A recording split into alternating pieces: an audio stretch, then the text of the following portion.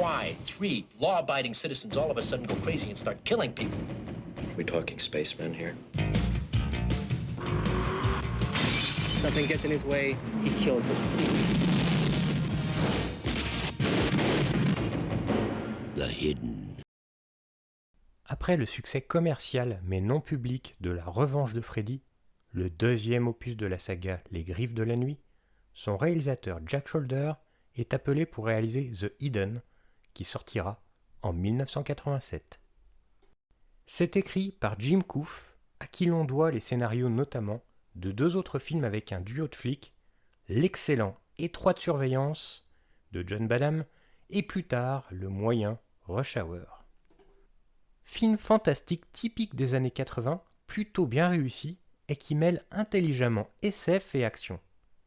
Il a eu un joli succès critique à sa sortie et a été récompensé par le Grand Prix à Avoriaz en 1988. Le film raconte l'histoire d'un policier à qui on adjoint contre son gré un jeune agent du FBI énigmatique. Ils vont enquêter et traquer des citoyens qui du jour au lendemain se transforment en criminels assoiffés de sang. Et on comprend très rapidement qu'un extraterrestre prend le contrôle de ses hôtes. Le duo de policiers fonctionne à merveille et sont interprétés par le brillant Kyle MacLachlan en agent du FBI mystérieux, classe et courageux, et Michael Nouri en inspecteur de police un brin râleur et qui est un peu dépassé par les événements. Ce film fantastique a l'intelligence de ne pas trop montrer sa créature et de plus se porter sur le côté enquête policière, ce qui a permis à son réalisateur de ne pas exploser son budget effets spéciaux. Et les rares scènes où l'alien est présent sont plutôt impressionnantes.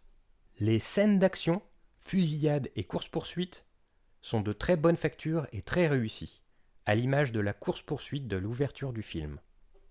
Ce long métrage rentre dans le moule des buddy movies qui sortaient à l'époque, où 2 personnages aux méthodes différentes et avec 2 caractères diamétralement opposés vont devoir faire équipe pour parvenir à leur fin, et vont apprendre à s'apprécier malgré tout.